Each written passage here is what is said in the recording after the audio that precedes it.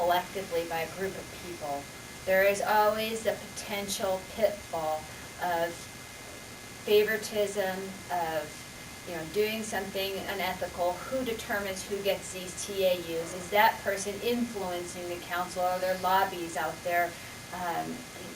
All of those issues come into play when you're talking about selling a city asset. And I feel real uncomfortable about selling city assets. I believe city assets belong to the city, and they belong to the people of South Lake Tahoe. And I question whether or not the council should even consider selling an asset of the city. Again, I'd have to do more research on this, but it's concerning to me because of the potential of inequitable treatment out there, and that potential makes me want to proceed with the utmost caution on this issue. Doug Chahovich. On the TAUs, I don't have a lot of information on myself because I haven't followed up or studied on that. But with until the convention center is finished, to find out what direction the city wants to go, to make any changes, I would probably hold off whether they should be sold or if that's the proper channel to go. If there are other areas in the basin that need that coverage and that's permits, and that's fantastic. It helps out the whole community. But at this time, yeah, I don't have enough information on exactly what direction to go with them. Thank you. Joy Curry. First, I think we need to redefine what a TAU is. Right now, TRPA defines that as a bedroom. We need to redefine it as a unit so that when we do develop new projects, we have a greater ability to do those projects and actually get to a bottom line that's workable for the developer.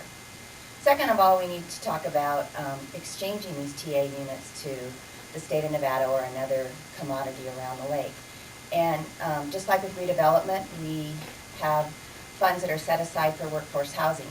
If we are to sell these outside of the city, we need to get something in return. And in return, we can get workforce housing, we can get road improvements for our city. So that would be the exchange. If we give them to another part of the lake, then we get something in return. Thirdly, we need to retain TAU units, one for the convention center, with a new developer purchasing the convention center. That developer may want to make additional rooms for the convention center, and so therefore we will need additional TAUs. Secondly, if we wanted to develop something at the Y, a new hotel, motel down there, we would need the TAUs. So I think we need to look carefully at how many TAUs are available. We need to retain, I would believe, the majority of them for the city of South Lake Tahoe, but we do also have the ability to, my idea is really trading them more for Douglas County, because those TAUs would also directly benefit the city of South Lake Tahoe in tourism dollars and spending once they cross the state line for restaurants, retail, etc. Thank you. TAUs are a commodity, and our community hasn't always been as smart as we should be in utilizing that commodity as a market opportunity. And I think that's the guiding principle that has to go forward. So in general, let's look at the 3 ways that we can do that better. First, we do have to look at the definition of TAUs. It's arcane and insane now as I walk through the regional plan, and I'm not those of you who have those TAUs who are constantly negotiating your square footage, and does it make it a 1-unit TAU or 1 TAU or 2 TAUs depending on your square footage. There needs to be sanity inserted into the regional plan update. We do need to look at the availability and to ease the exchange of TAU for commercial floor area for the areas in our communities where we need them. Third, we need to look at those TAUs very importantly in terms of how do they fit in with the long-term vision for this community. A TAU is not valuable when it is a $19 a night flophouse, when it's part of the negative infrastructure. None of you want to see it. You are our strongest promoters for a beautiful Tahoe and wanting residents and visitors alike to have a good experience. So can we use those TAUs? Where do we need those TAUs? Let's talk about informed, thoughtful choice in how they're used. By saying that too, that means that sometimes there may be an occasion to give them away. Let's talk about how government makes this mistake quite often. You'll look at it at a single project at a time. 30 TAUs from a motel, that's not a problem. But what are you giving away? What is the benefit? I think our community is not wise in taking advantage of a commodity like a TAU and really delivering the true value our community wants. And then frankly, guys, we complain about it a lot. We've been mistreated, we've given our assets away to the other side of the state line. We need to be smart in understanding what they can do, how we want to use them, and what benefit do we need. And that's where the city should play a stronger role. You know, it's amazing that Lake Tahoe would come up with all these acronyms like TAUs and square footage and stuff, but 3 conditions I look at. I'm very familiar with TAUs. First of all, the first condition is, can we convert some of those TAUs over to commercial square footage and use those as incentive for new businesses to come to town? At a discounted rate, depends on how many employees they're going to have, you can establish a criteria where you can use that as an incentive. For example, for the Crescent Vita remodel, they gave them 100,000 square footage, additional square footage of commercial square footage. They put all the money in and remodeled the center. Those are the kind of incentives we need to look for small businesses too. Number 2, we had 10,000 TAUs originally. We're down to 6,000 right now. We need to figure out in our community, what's our need for the next 10, 15 years? And if we decide our needs are going to be 2,000 of them, we have 4,000, then let's sell them. And I say sell them at a high price. Right now, the market's probably not very competitive, but we have that asset. When the market gets better, it is a commodity. And then what I would do, advocate to the council member, if I get 2 other votes, would be to use that for infrastructure. Specifically use that to pave our roads, specifically use that to fill the potholes, and not go into the black hole called government. Thank you. Elizabeth Allen.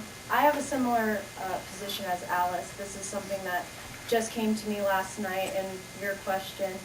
And what I think is that if they are being sold outside of the city limit and the city isn't benefiting from it, then that's our first objective, is to get those monies back. Everything's been said on how to deal with this, in my opinion, since I do have a not so good knowledge of the TAUs. I'm going to learn about it, and any way that we can benefit from it and put those monies towards a program that we've cut through loss of funding, like moderate home buyer programs and stuff like that. If we can bring that back by doing this, then I support it. Thank you. Okay, thank you. Our third question is, and Adrian, would you be willing to start this one? Sure. I'm just flipping a coin in my hand. The city of South Lake Tahoe in past years has supported the tourism community through funding of marketing and special events. How would you envision the city supporting tourism, marketing, and special events in the future? Thank you. My name is Adrian Gooch. I forgot the other 2 times, and Claire's done it previously, so Adrian Gooch. The city has supported marketing. Several years ago, we used to support them with a blank check. Times got tough when we had to start looking at keeping ourselves afloat, so we've cut back. And I've said this before, but maybe you haven't heard this, so I will repeat it. When the chamber came, and this is a perfect example to me of how we can work this out. The chamber came with the prosperity plan. They explained very much in detail what it was, what it was going to do, who was going to do it, and what they wanted the outcome to be. The city was extremely well-informed on that particular project. And the city was able to donate or contribute what they felt that they could afford, which was $10,000 at that time.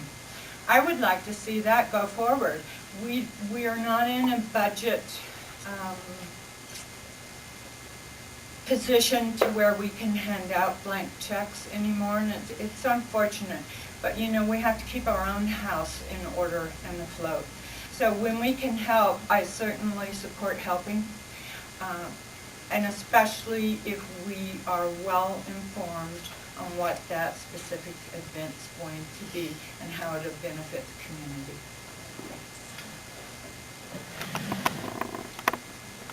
I think the way that the city can support tourism and marketing efforts is by focusing on the city's core services. And the core services are the roads, the police, and the fire department. And when we start doing that, and we start focusing and looking really what is the city's function, what is the city supposed to be doing, what is the city supposed to be providing, when we start doing that, when we start providing those core services at a high level, then we're going to be helping the efforts of the people marketing our town. Because the people marketing our town have a hard time marketing it when we have potholes and disrepair and aging infrastructure and no transportation and no street lights. So it's hard because you want to be everything for everybody, but we have to understand what the city is here to do. And we need to focus on that core, not spread ourselves out too thin. And again, once we do those core services and we're doing that well, it's going to have a trickle-down effect. It's going to affect the economy. It's going to affect the tourism. It's going to affect marketing. It's going to affect all these things because we are doing what we are supposed to be doing. We are focusing on the core services of the city. And I really think that if we spend our money in that direction, that all of the other agencies, all of the other people that depend upon the city's core services are going to benefit. You know, the locals are going to benefit because they're going to have transportation to work. They're going to benefit because they're going to be able to ride their bike without worrying about falling in a hole. They're going to benefit because our streets are going to be cleaned up and there's going to be adequate lighting. You know, the lighting thing is we spend money on lights and we're not going to have to spend as much money on police enforcement because if it's well lit, we're not going to have as much crime. So we need to focus on the core, and it's going to ripple down, and I really feel strongly about that. Dutch, with the internet, it has made it really affordable to get the word out to the public and for people coming here on vacation, which as realtors, I'm sure all of you have a website or use the internet quite a bit for your sales. And with working with the LTVA, it would just the internet has made it possible, to get everything promoted out here. And yes, we should have special events every weekend that bring people into the town, whether it's soccer tournaments, softball tournaments. Winter's coming, skiing. There should be events every weekend. And working with the LTVA, that'll bring a lot of money into here, and using the internet wisely. And that'll keep the cost down where the city does not have to use a lot of money to promote these events. Thanks. Elizabeth Allen. I think that we need to focus on removing shoulder season from our minds. The way I feel is that we have a lot to offer during the months where we call it our off season. Not only do we have affordable rates in all of our lodging facilities, we also have beautiful fall colors going on all over Hope Valley and Markleyville, and the salmon running. Tom was out there the other day, and anybody would come from Sacramento if they knew they could see a bear plucking salmon right out of a river. That's like wildlife. To us, it's like, oh, that bear, he was in my trash last night or something like that. But people don't see that in, the lower areas of the basin. And I think that if we have links on our website to direct them towards things that we have